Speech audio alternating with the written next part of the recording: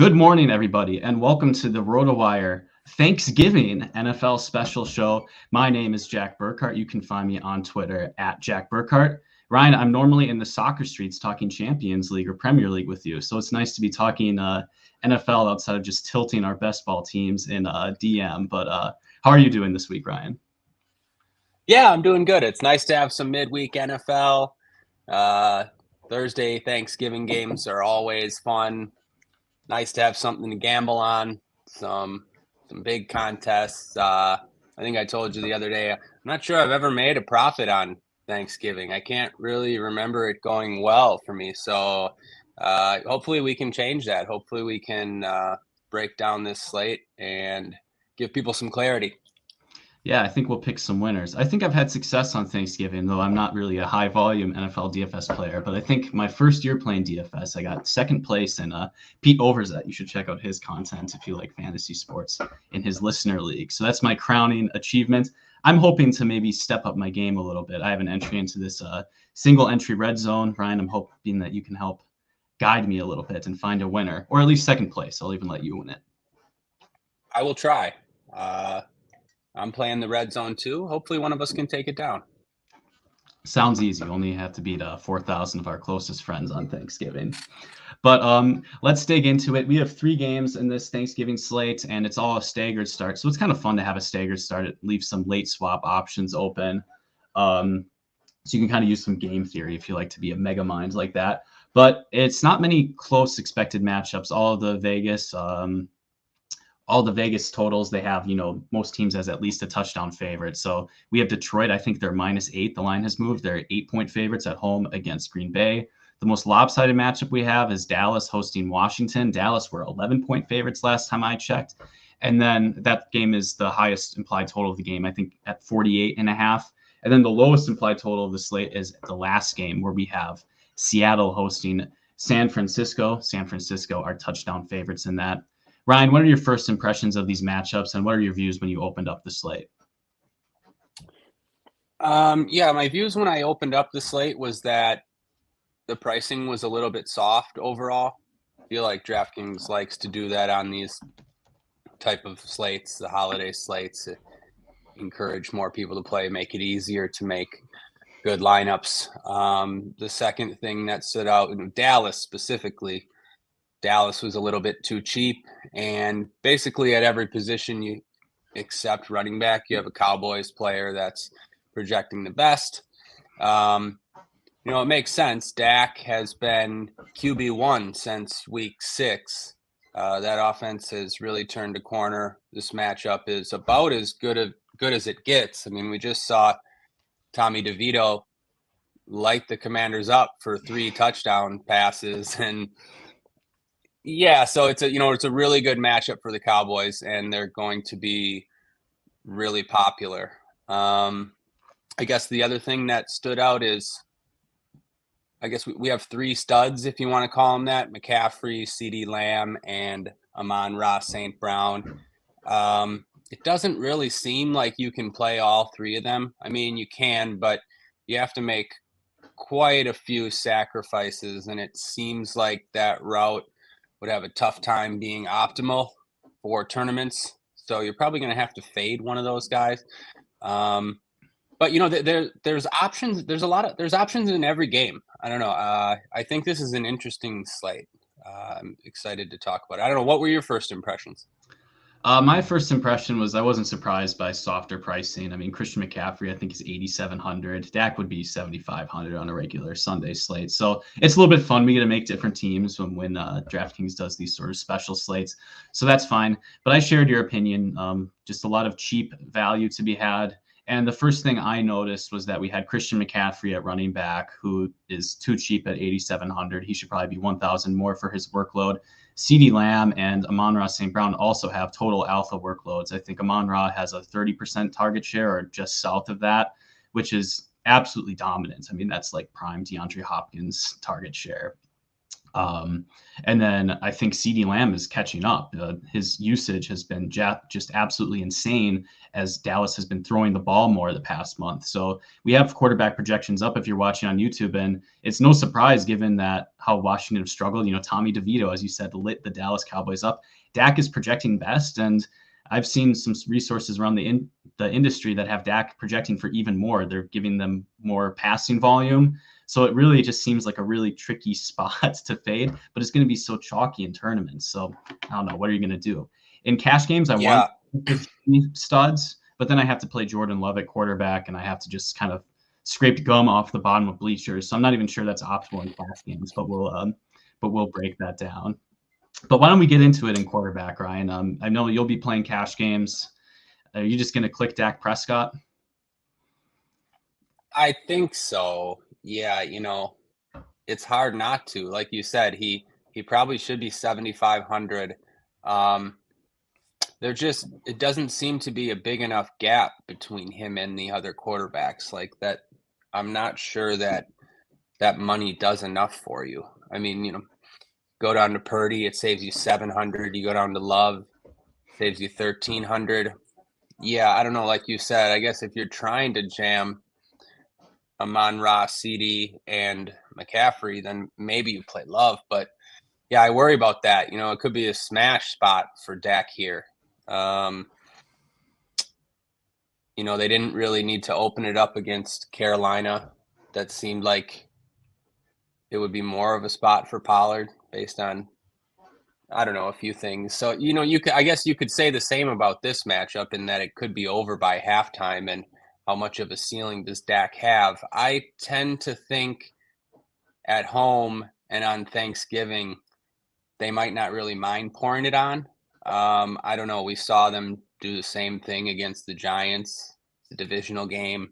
Yeah, I mean, I want to play Dak. And then, like part of it is you can jump to receiver. Part of it is that I kind of like CD more than St. Brown.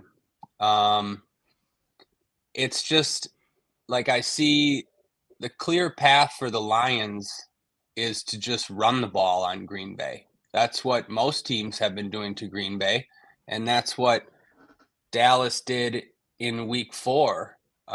David Montgomery had a monster game. They put up 34 points, and I mean, that was actually St. Brown's worst game of the season just by receiving yards. He had 56 yards in that game.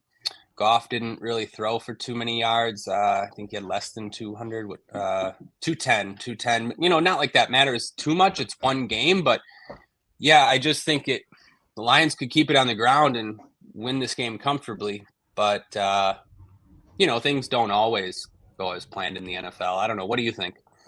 I was looking at that, and I had the same observation. You said that Green Bay has been vulnerable on the run, and what I observed when studying for the show was that I think the Lions want to run. I think they want to run a lot of their offense through David Montgomery and Jahmyr Gibbs. They've been getting a ton of opportunities lately, and they just haven't been throwing much if they don't have to. Lions throw much less than many other teams on this slate. So that combined factor, right? I think Amon-Ra St. Brown is 200 cheaper. He might have a slightly better target share, but the implied total is a little bit lower. And you just were more confident based on the past month that Dallas will want to throw the ball more. So all these if you just look at them in a vacuum, maybe you want Amon-Ra because he's got a slightly better target share. But if you look at the game environment factors, I do think they start to creep up and it really fades CD. I think CD just has a better floor and ceiling combination in this slate. So yeah, because of that, it makes Amon-Ra a luxury, and there are cheap wide receivers that you can play as well. And there's a few cheap running backs as well. So if there's value at the position, why are we jamming 2 studs? That's a question it's a heuristic I often use, and I think it works. At least it works in soccer. Hopefully it works in NFL as well. So I think I share the same view. So there's really no need to go down to Jordan Love. I mean, I think you just play Dak Prescott in cash games, and I think you'll be following the field and then just win the rest of your lineup spots. But yeah, I think he's going to be by far the most popular. So I think for cash games, it's pretty simple decision. Tournaments, I think probably most people will agree with how you and I broke down, Dallas versus Detroit, and so tournaments, Dak's gonna be very popular. All of the Cowboys are, so there's probably an argument for doing something different there. But I think in cash games, just keep it simple, play Dak, and move on. Yeah, I think so. Maybe we can talk a little bit about tournaments then. I was thinking about, what I want to throw into the red zone. I don't think I want to play Dak Prescott just because I'm a glutton for, fading chalk. It's what I like to do. And, when I'll complain in the Discord when Dak drops 35 on us. But I think the two options that seem most appealing to me in tournaments, you have Brock Purdy in this evening spot at 6,100. I like Brock Purdy because Christian McCaffrey can get there on a receiving touchdown, which can take Purdy up. And then I think his receivers will carry lower rostership, right? Who's going to play Brandon Ayuk at 7,000? But Brandon Ayuk, even with Debo and Kittle on the field, has been commanding a big target share just south of 25%. So I think Ayuk could be a huge low ownership play in this type of spot. So that makes Brock Purdy appealing. Maybe do something like a Brock Purdy CMC and then pick one of Kittle or Ayuk. Something like that seems really appealing to me. It's a game where San Francisco, I think, can play quite well, and I can see a stack like that working out in my favor. And I also am interested in Jordan Love just because he's so cheap and there's so many cheap Packers options. If you want to jam some higher priced players, maybe use Jahmyr Gibbs, someone like that as a bring back. I think using the Packers and hoping that game shoots out early, you can get a lot of useful pieces in your lineup and afford some premium options as well. That's what I'm thinking from tournaments. Do you have any other thoughts or any thoughts on my thoughts? Yeah, reminds me of the soccer podcast a little when I just have to agree with everything Jordan says. I don't really have too much to add. Those are the two guys I was looking at, Purdy and Love, basically for the same reasons. Ayuk, for one, Ayuk has leverage. Ayuk leads the league in yards per reception. Clearly, at this point, I think he's the one with the ceiling, and you can see that he's 1,100 more than Debo now. I think it makes sense, though, and I think all those guys cheaper than Ayuk are going to be more popular than him, so I do like him for leverage. Kittle, I think Kittle's worth mentioning because he's going to be the least popular of like all the starting tight ends. It's tough to get to him at 6K, but he's been crushing at least 22 fantasy points in 3 straight games, 8 catches, 9 catches, touchdowns.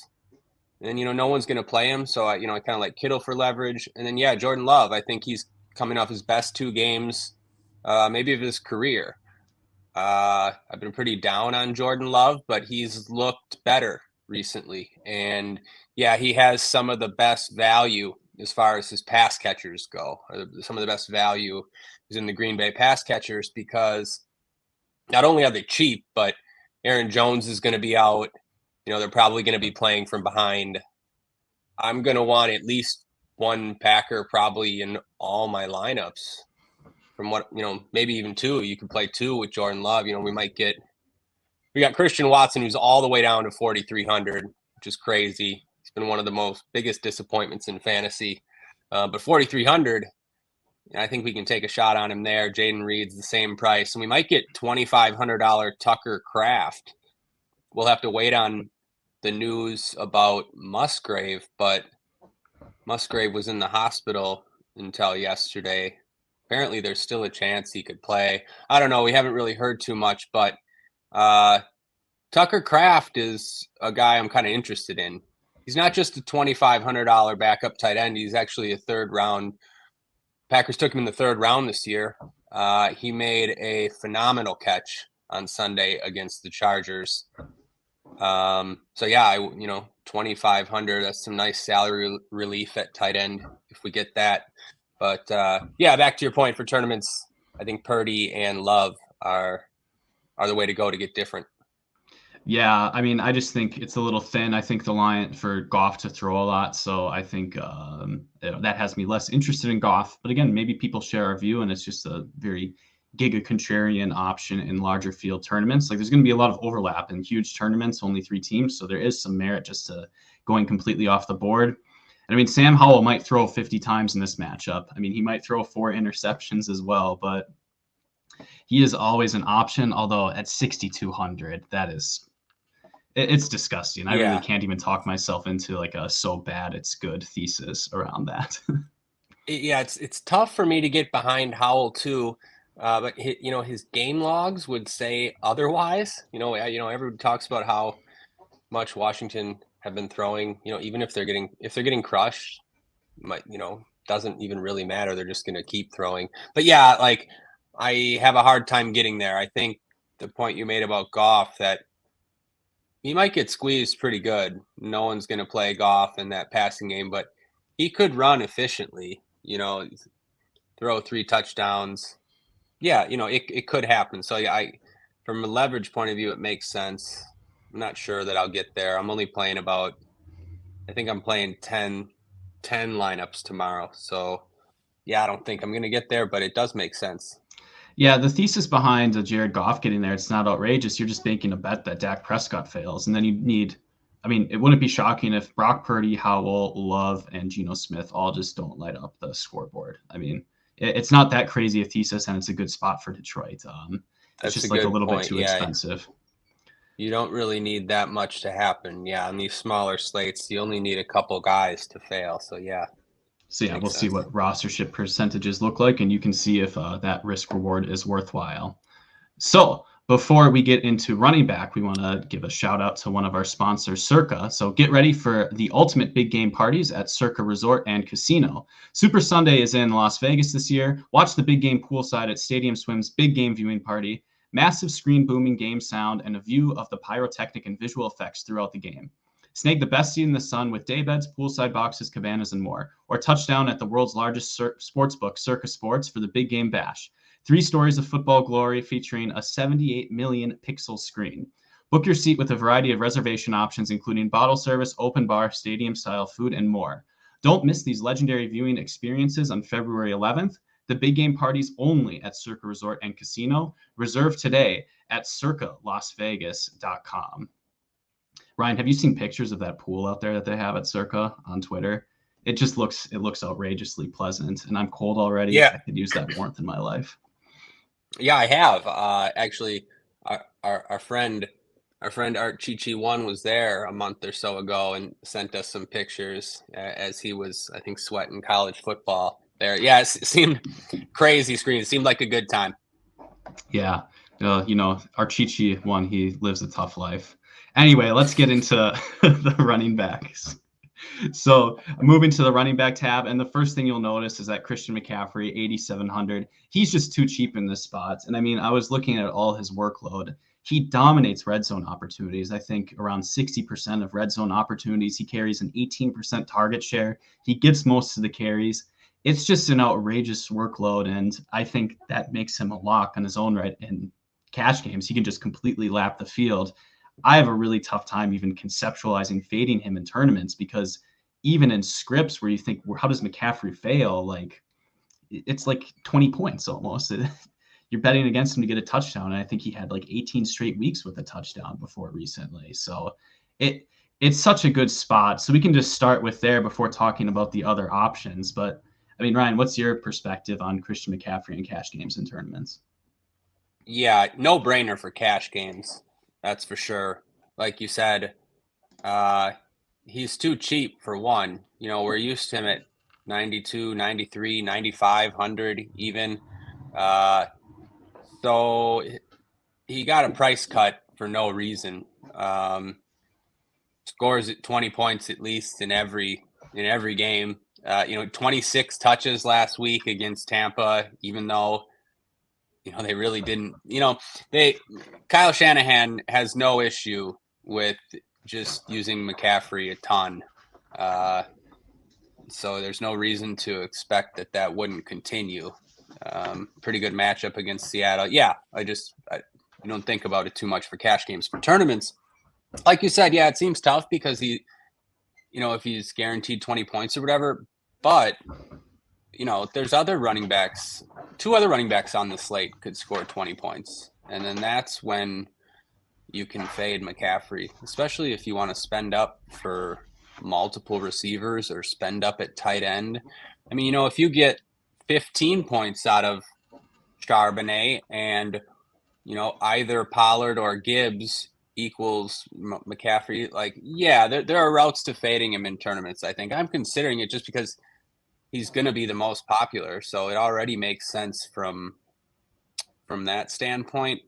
On the other hand, I would understand if you just locked him in tournaments as well. I can, as always with these decisions on the chalky options who are clearly the best options. I mean, you can jam them or you can fade them. I can't really say much more than that, I guess.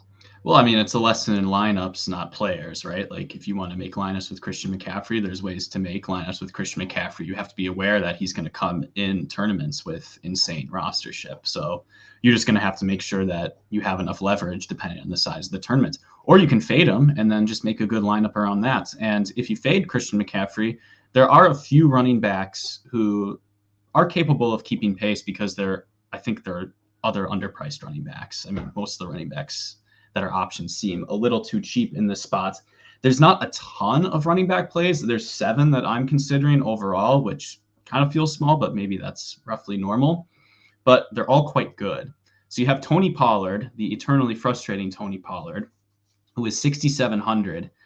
The peripherals on Tony Pollard's workload are still good. The results just haven't been there. He hasn't looked as explosive. I remember really early in the season, he got run down on a breakaway run that you feel like he would have gotten last year, but he still sees a good workload in the red zone. He's still their to-go guy there. I mean, it's frustrating that Rico Dowdle has taken some of those touchdowns away, but at 6,700 in a matchup where Dallas could score, 30, 40 points, and he still does have the primary workload, and Rico Dowdle is on the injury report. I think did not practice for the last 2 weeks. It's got to be a great spot for Pollard. And I think sometimes you just have to click and deal with the tilt. I mean, the process. And then, Ryan, I was wondering your thoughts on Jahmyr Gibbs as well. It seems like his workload has been trending upwards on both a rushing and a pass catching point of view and in the red zone. So what do you think about Pollard and Gibbs? Yeah, I think it's the toughest decision on the slate, actually, which running back to choose between Pollard and Gibbs. I think you broke it down pretty well. I think Pollard probably has more touchdown equity. You mentioned his role in the red zone, and although Gibbs has been more active in the red zone lately, he's always going to have Montgomery there. So you feel like Pollard's a little more likely to score. However, you're talking about Pollard and his explosiveness. Jahmyr Gibbs has been the opposite. These are like, you're just watching these two guys. Jahmyr Gibbs has looked incredibly explosive and completely passes the eye test, where Pollard has sort of done the opposite. They're projected very closely. I think it seems like Pollard is going to be a little more popular. So I would probably just do that in cash games. But, without factoring ownership, I think I like Gibbs. Just going back to how we started the podcast and talking about the line, this being a spot for the running game for the Lions and maybe a spot for the passing. I mean, it's a spot for the entire Cowboys offense, but just with how I'm seeing the games going, yeah, I don't know. It's tough for me to click Pollard after how bad he's been, but he's too cheap. It's a great matchup. I don't know. Again, it's the toughest decision for me. I'd probably just go with Pollard in cash games. I don't know. What do you think?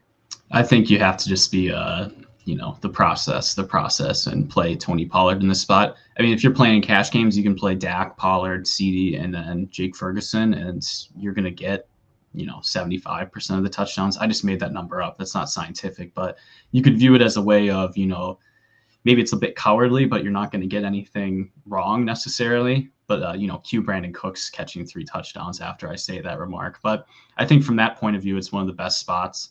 And then also there's, you could consider late swap if you want to be a mega mind. Jahmyr Gibbs is up first. So if Jahmyr Gibbs absolutely pops off, and he's, pretty high owned in your head-to-heads and double ups, you'll be able to maybe make some moves based on that. So if it's a really, really close decision, I think you can just take the later player And then while all your family's, trying to eat and pray for Thanksgiving, you can be making your late swaps and staring at your phone like a real family man. But I think that might be sound advice. I don't know, Ryan, what do you think about using late swap as a tiebreaker? Yeah, I like using late swap on these slates, both for cash games and tournaments. Not enough people do it. And like you said, if you fade a guy that's a little bit chalkier and he smashes, yeah, you definitely swap. You give yourself almost a second chance to cash. Yeah, so I think that's worth considering there. All right, so that's sorry. Not that it really matters. I was just looking into Rico Dowdle and what's going on. I see he didn't practice. I guess we don't have more than that. The same thing happened on Saturday. We were kind of nervous that he wasn't going to play after the walkthrough. He popped up as questionable with that ankle injury, but he did have 10 touches against Carolina. 16 touches for Pollard, 10 for Dowdle. I know most of Rico's came in the fourth quarter, I believe, when that game was already decided. But this game against Washington will probably be already decided in the fourth quarter as well. So yeah, I don't know. Just it's not like Pollard is like the bell cow and Gibbs is splitting work. I don't think it's that clear cut. Yeah, I think that's a fair point, and we'll want to definitely monitor the Rico Dowdle situation.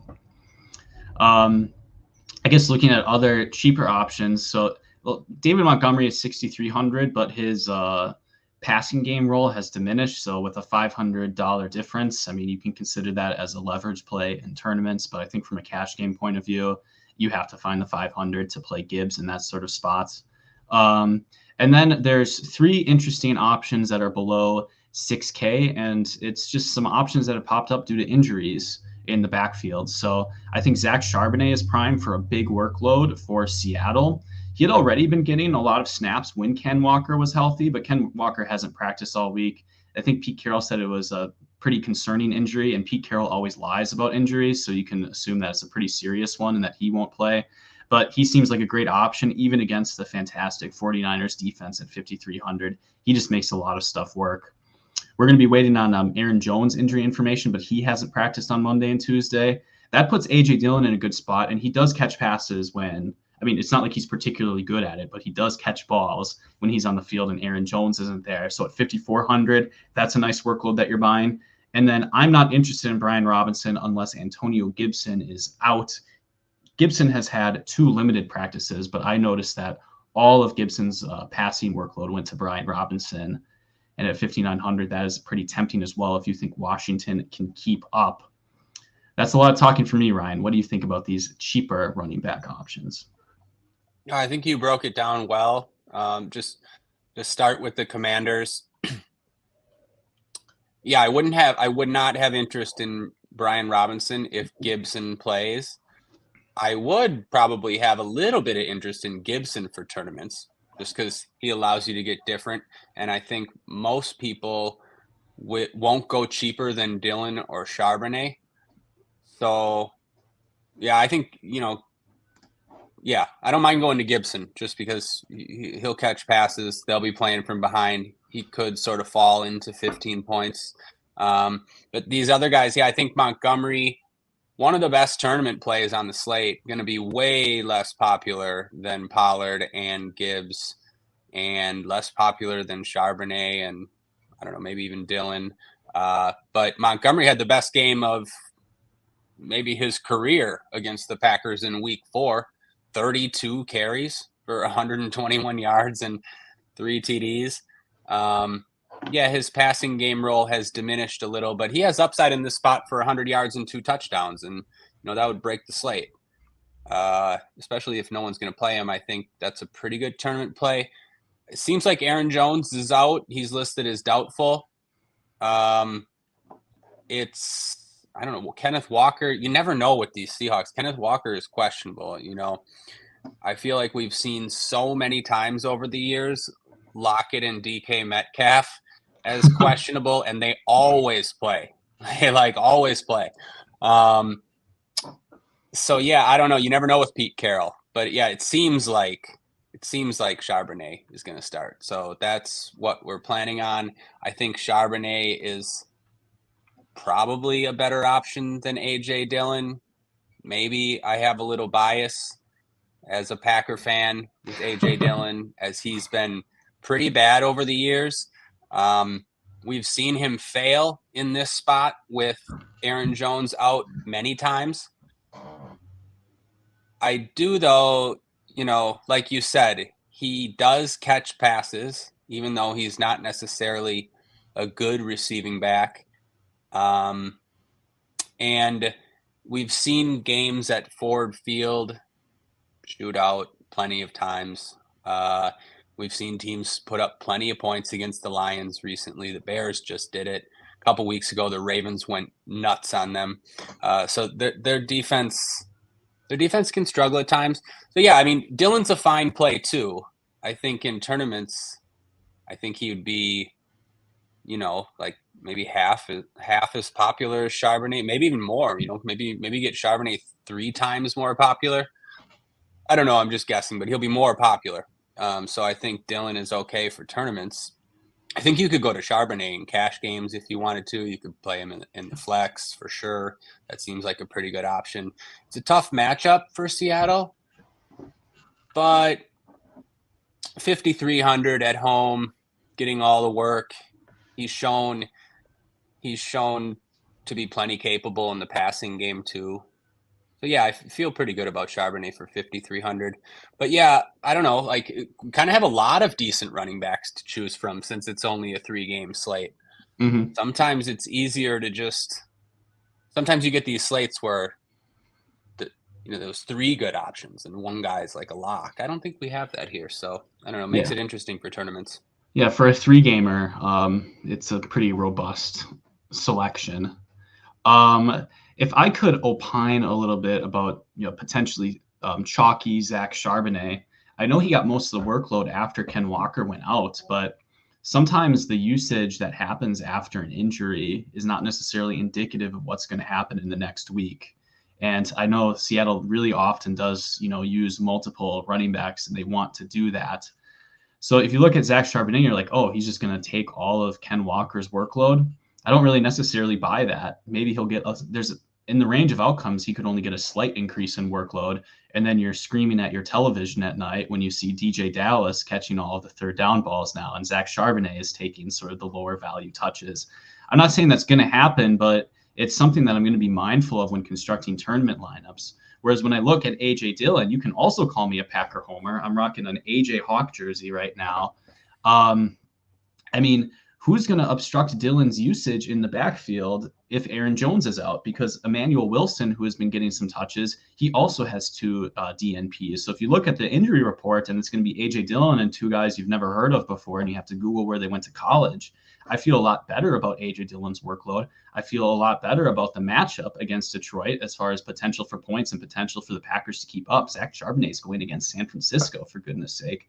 And yeah, I think for tournaments, for me, I'm going to make 2 lineups. So I'll click, if it comes to that decision, I'll click AJ Dillon over Zach Charbonnet and not really worry about it. I just think there's a lot of fragility in Zach Charbonnet. But maybe that'll be reflected in his rostership.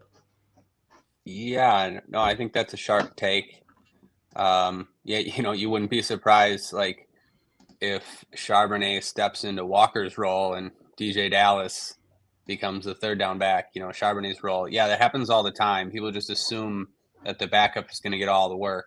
I mean, we've seen it with AJ Dillon plenty of times when he starts for Aaron Jones. But now, as you mentioned, they have other guys banged up. We just saw it last week, actually, with Brian Robinson, even when Gibson was ruled out. Derek Gore, is that his name? Yeah, Derek Gore got a couple carries in the first quarter, a goal line carry. Christian Rodriguez, I don't even know if that's his first name. He was in there a bunch. So yeah, I think that's a smart take. If Charbonnet is going to be way more popular, it's kind of an easy move to play Dillon over him. That is a better game environment too. Yeah, it's just one thing I'm thinking about. So, we'll have to monitor injury reports and, rostership projections as those get updated throughout the next 24 hours. But yeah, I think I agree. I mean, these running back roles, it does depend on the game plan. Game planning changes. It's different when you have a week to prepare versus one of your 3 running backs on your roster is out and you have to start scrambling all of a sudden.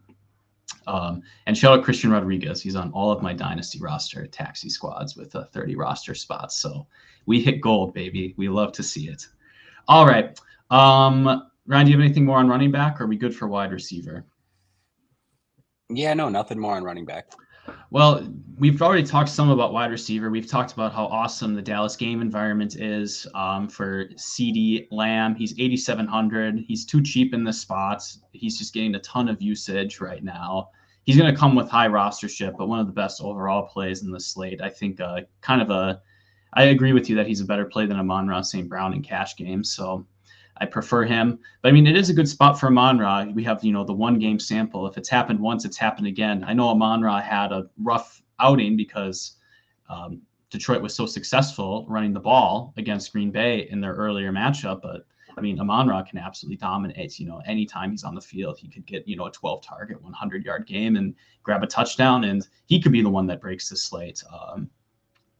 I kind of have, it's easy, CeeDee Lamb hasn't busted in a while, but, there are games where he kind of just gets a little bit anonymous. I mean, it's against the Washington defense. So if you're thinking about tournaments, I'm okay going with it. I just don't think that you're going to get too much of a rostership discount on Amon-Ra St. Brown versus CeeDee Lamb. So it makes me less incentivized to do that in tournament formats. Again, we'll see how those numbers update.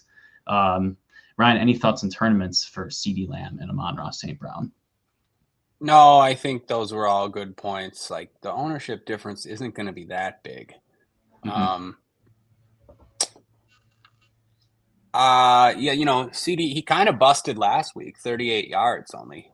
Despite the Cowboys, he did score, but yeah, despite the Cowboys scoring 33. I think St. Brown is probably a little bit more consistent. You can think of it that way, with CeeDee having a higher ceiling. Mm-hmm. Yeah, I don't know. Like, can't really say anything else. They're both great options.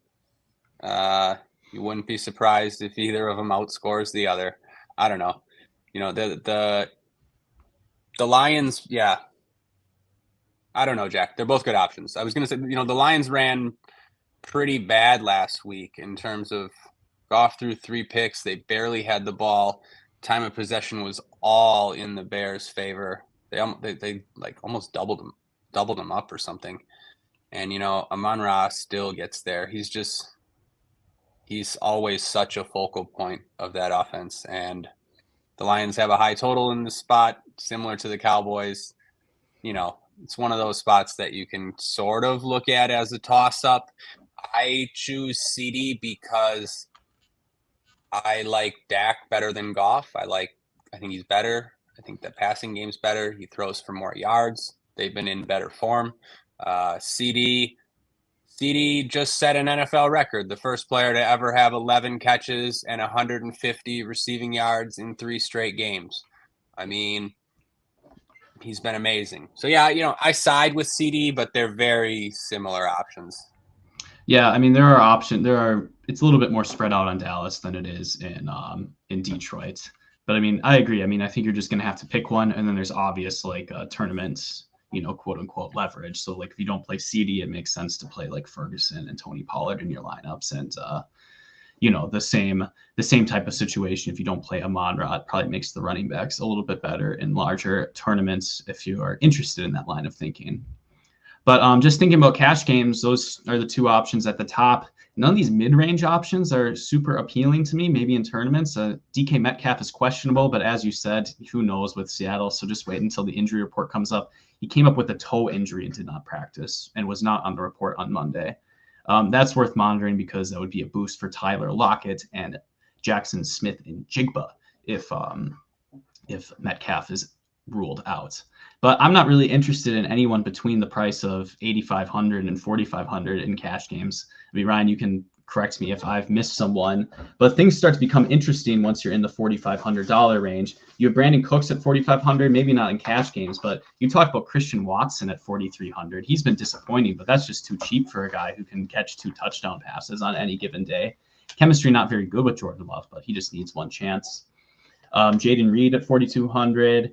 JSN at 4,100. And then I always seem to have on every single fantasy football, best ball, dynasty roster, Curtis Samuel, who I think seems fine at 3,600. He doesn't see a lot of snaps, but he does sort of get like manufactured touches when he's on the field. A nice explosive player.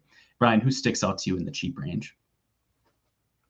Yeah, you sort of mentioned all the guys. I really like Cooks for tournaments. I wouldn't do it in cash games. But if you're planning on playing Dak, I think you should probably double stack Dak. I mean, you don't have to because he's rushed for a couple touchdowns lately, but I like to double stack Dak, especially on a slate like this where you probably need him to put up, close to a ceiling, 25 plus points and throw 3-4 touchdown passes. So yeah, I like Cooks for tournaments. The Packers are too cheap. I don't know. Like I've been off Christian Watson the whole year. I don't know if I've rostered him. I don't have him in best ball.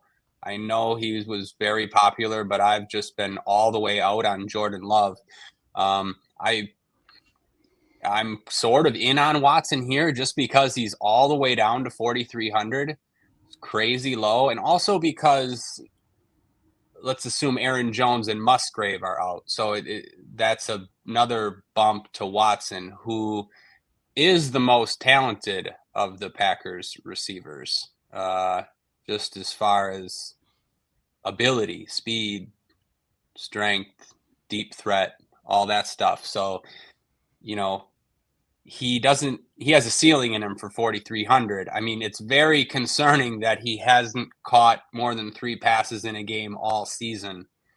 That is crazy, but what a stat. Yeah, I want to go. Yeah, what a stat, right? Jaden Reed looks better on the surface. Reed has actually been pretty impressive in his rookie season. Touchdown in back-to-back weeks, 19 fantasy points in back-to-back weeks.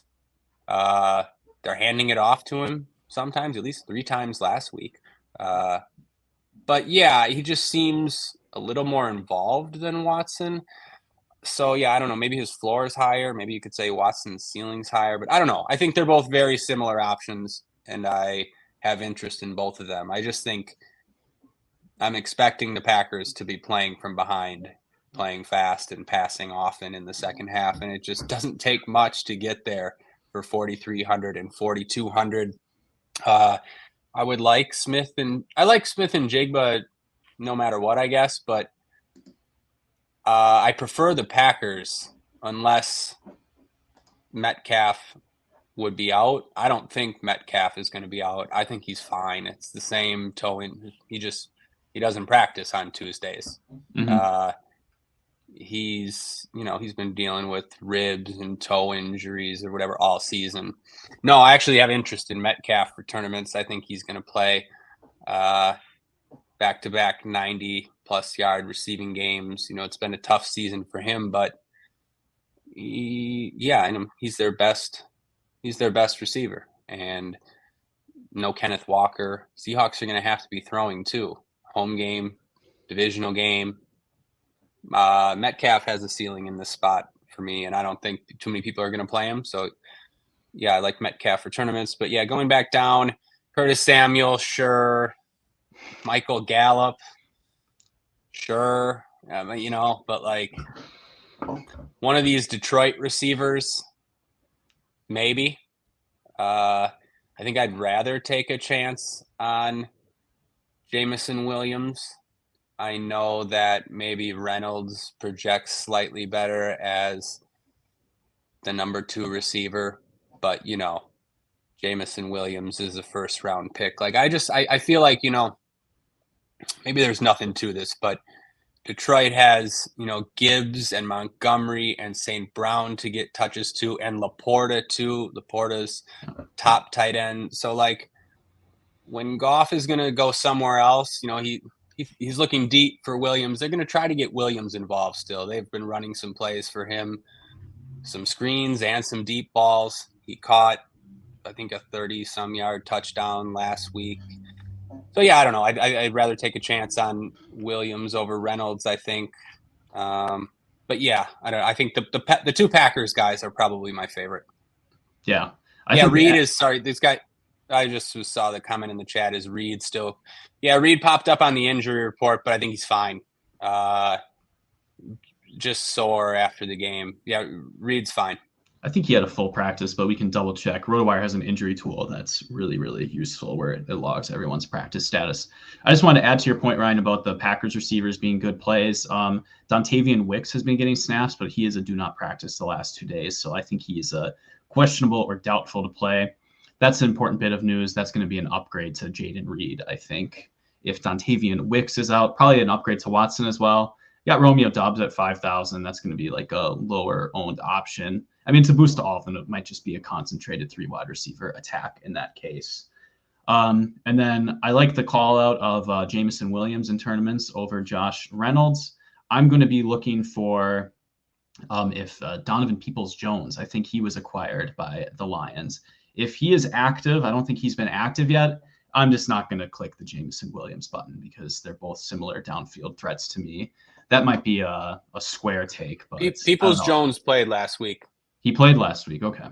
He did play last week. I'm going to bring up the snap counts right now. But, just glad you mentioned Dobbs because he's a good tournament play. You know, everyone's going to go to Watson and Reed because they're cheaper. But Dobbs has been the red zone guy. And, clearly the red zone guy. He made another great touchdown catch last week, and Love is always looking for him. But I think he has 4 touchdowns in his last 5. Yeah, 4 touchdowns in his last 5. So I think that's a good play for tournaments. Lions snap counts at receiver last week. Jameson Williams saw 40 snaps, 65%. Peoples-Jones saw 5%. 3 snaps. I don't know. Does he get more involved now? Maybe. Maybe. That's a fair point to make. But Williams snaps continue to trend up, and I think he's fine for tournaments. All right. I appreciate the community notes. It was something I was worried about, but if Jameson, if the snap's already that askew, then I don't think he bites into the workload as much. So good call there. Anything else on wide receiver, Ryan?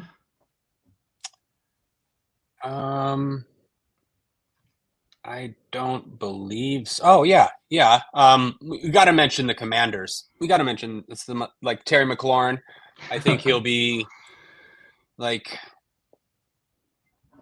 McLaurin and Dotson are at least worth mentioning, especially if you're stacking up the Cowboys. I mean, I know it's tough, but the Commanders have been throwing a ton. And, Howell, while he may not be great and that offense might not be great, I mean, just look at the passing yards he's been throwing for. It's insane. Somebody has to get them. I know it hasn't. McLaurin's been very frustrating. Ugh. But I don't know. I can maybe get there. Is what I'm saying. I don't know. If I'm stacking the Cowboys, I think I can play McLaurin still. Do you have any thoughts on these Washington guys? I don't know. I've just seen some stats where a lot of the targets are going to Brian Robinson and Antonio Gibson, and then Logan Thomas is going to get his share. And every time I'm on Red Zone, I see Sam Howell launching deep balls to De'Ami Brown. So it's a bit frustrating that Terry McLaurin and Jahan Dotson can't get the workload, but the passing attempts are there. So if variance strikes in your favor, they're too cheap. And then I don't know. Either of them could score 2 touchdowns in this spot if Washington are forced to throw. So in tournaments, I think so. I don't want to play. Yeah, I don't want to play a popular Terry McLaurin though. And I don't know. I guess I didn't think he was going to be, but maybe he is on a 3-game slate. 5,400 does seem kind of appealing. So I don't want to play a chalky McLaurin. Yeah.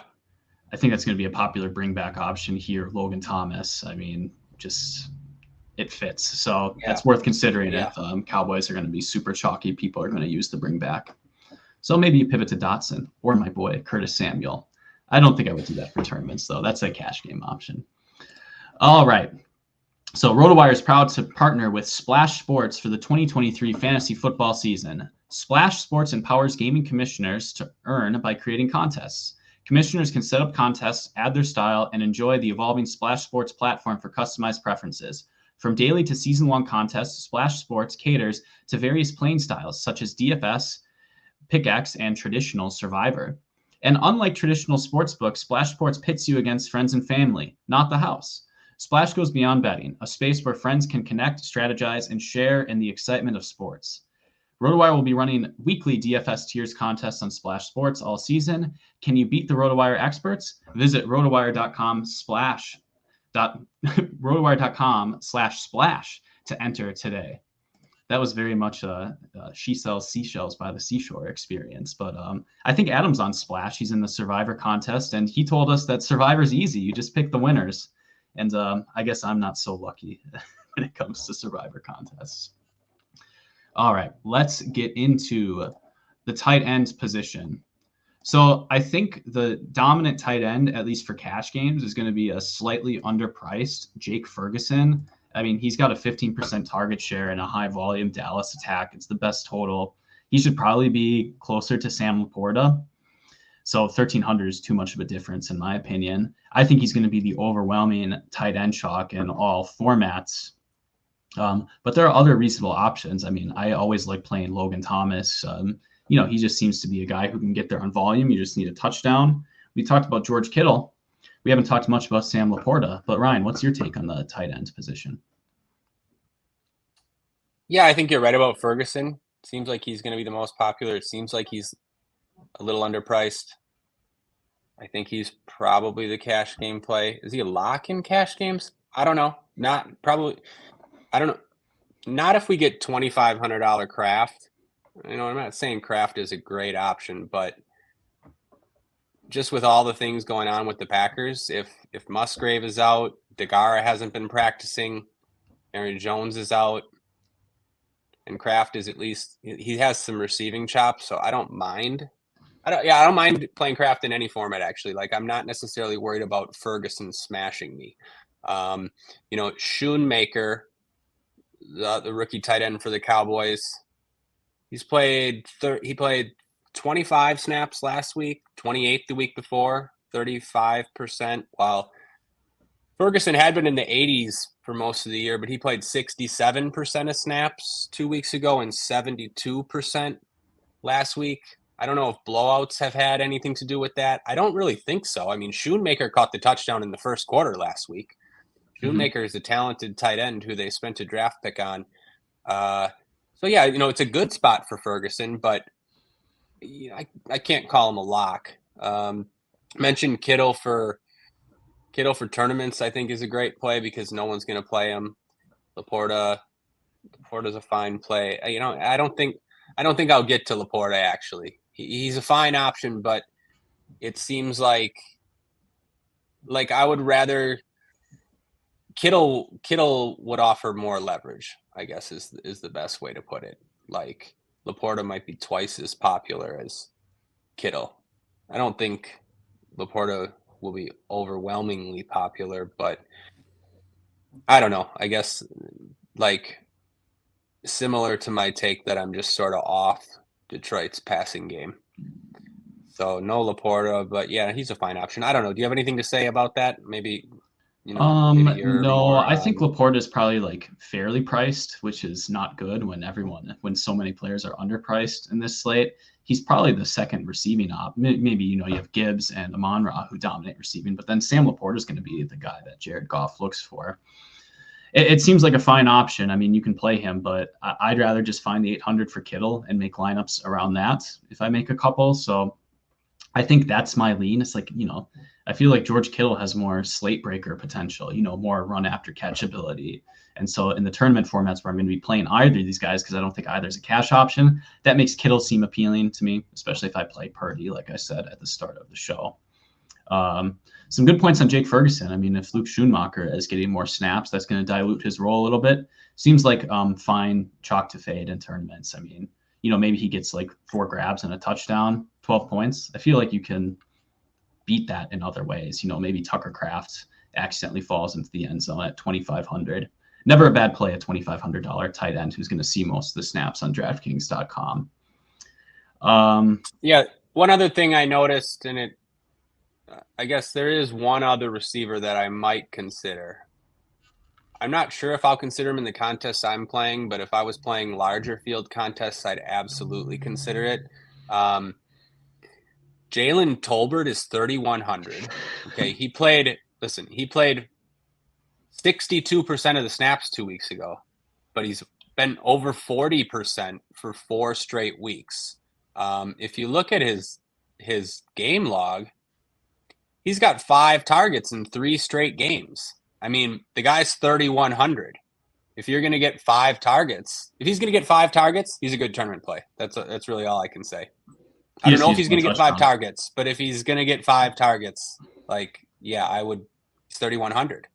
So yeah, why not? Why not? Somehow, if like an extreme studs and duds lineup is going to take it down, you feel like Jalen Tolbert is going to be there. But if you use someone like Jalen Tolbert instead of a Christian Watson, it's going to come with lower rostership probably, and might let you. That's the difference between Brian Robinson and Jahmyr Gibbs, for example. So it might be a way. Yeah, it might be a way to get sort of a different Dak Prescott stack that won't be chalky. Imagine starting Dak, CD, Tolbert, and then even Kraft. So you're playing $3,100 Tolbert and $2,500 Kraft. So you could make Dak lineups that other people won't be able to make by getting one extra stud in. Mm-hmm. Something to consider. Yeah, I think that's worthwhile. I don't know. I don't think tight end is particularly interesting in this slate, Ryan. I think Ferguson and Thomas are fine. We might have a punt that we want to be aware of, and Kittle and Laporta, go ahead if it makes sense for your lineup. That's it. Yeah, I think cash games is probably Ferguson, but if you could only afford Logan Thomas, that's fine. If you wanted to play Kraft, that's fine. Yeah. All right. Well, let's get to our favorite position to discuss: defense and special teams. Dallas is projecting really good in most projection systems for whatever that's worth for defense and special teams. But I mean, Washington have been an offense to attack if you've been streaming defenses in fantasy. They concede so many sacks. Sam Howell is going to throw the ball so much that's going to leave for opportunities for interceptions. It's always, I think it's a great spot to attack, and DraftKings doesn't really punish you as much for giving up points so even if Washington keeps up a little bit, I think Dallas can really score quite well. 3,800. Whenever I play cash games on DraftKings, I'm looking to scroll down, but I don't know. Dallas is projecting really well. I think they might even be a little bit popular, Ryan. What's your inclination to do at defense? Are you considering spending up for the Cowboys, or are you going to be fine just play Washington and pray that maybe they get a couple interceptions? I don't know. What are your thoughts?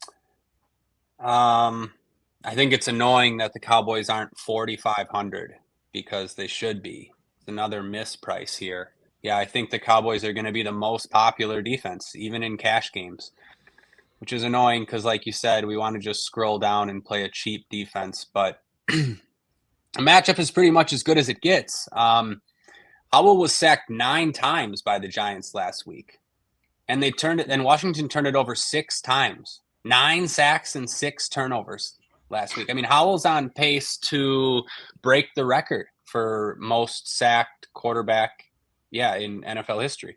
If you look at the Cowboys defense, they've been putting up ceilings all year.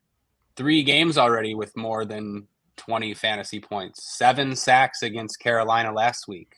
Micah Parsons, one of the front runners. I don't know, not front runners this year. Reigning defensive player of the year, one of the best defensive players in the league. Yeah, I have a tough time. I want to play the Cowboys in cash, which is weird to say. Obviously, I don't think it's a must. I mean, we saw the Cowboys in an absolute smash spot against DeVito and the Giants. They scored 8 points, 5 sacks and a pick.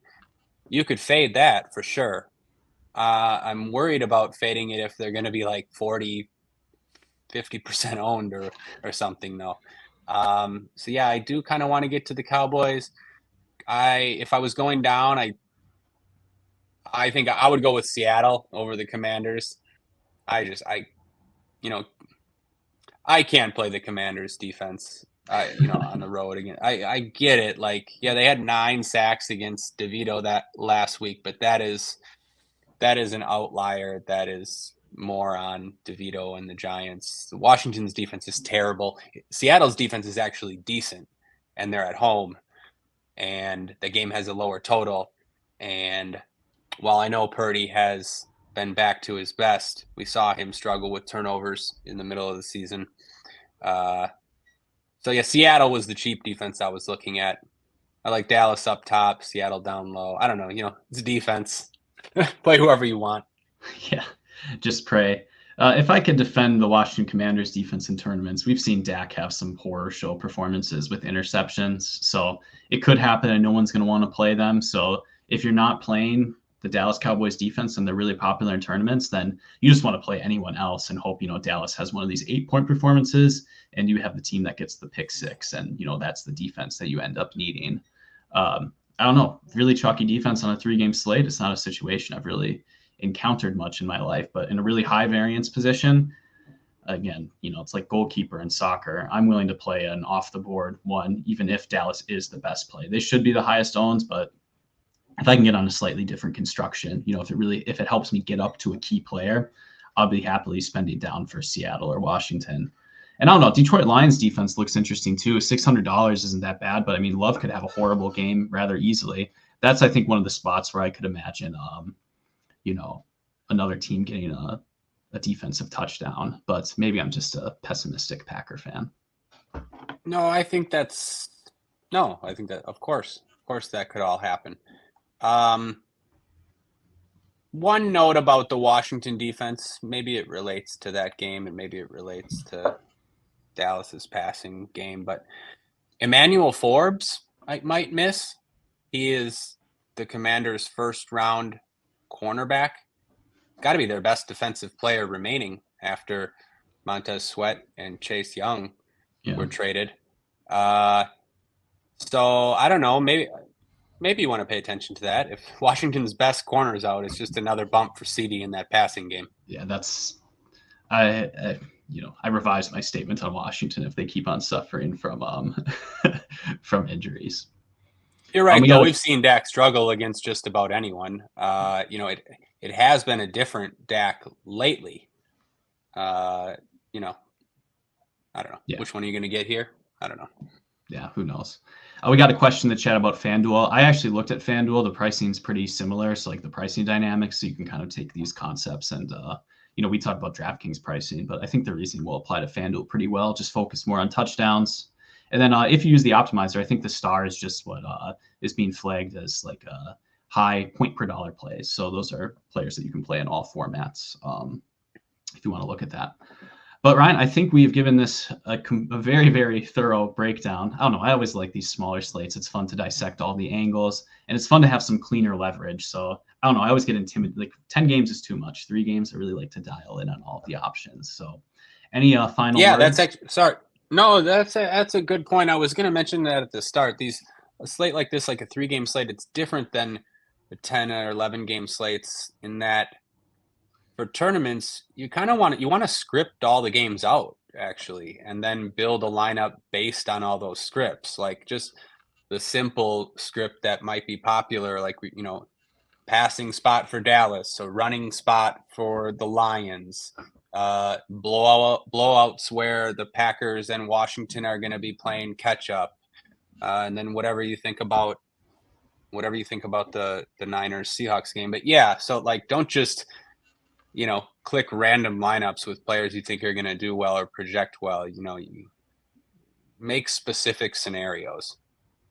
Yeah, I agree with that. And if you're not playing a very chalky player, you can play other options who benefit if that player doesn't do quite as well. So, like what happens if that chalky player fails? He's going to fail because so-and-so is succeeding or so-and-so is also failing. Yeah, you get all of that stuff. Yeah, so all that stuff is worth keeping in mind. But Ryan, we've been here over an hour, so we're going to wish you luck. On behalf of both of us, we wish you a very happy and safe Thanksgiving. If you enjoyed the show, please give us a thumbs up on the YouTube. You can leave a rating and review, 5-star, we hope, and positive review on the podcast feed. And if you're not already a member, you can join us. Use the link rotowire.com/pod. It's a really good deal, and there's a ton of stat resources. I mean, I'm pulling all of these target share stuff. I'm pulling all of the injury reports right on RotoWire. It saves you much time and effort, so I would highly recommend it. But good luck, everyone. I hope you finish second place in the red zone and I finish first. It should be a good day for everyone involved. But see ya. Thanks, Jack. Happy Thanksgiving.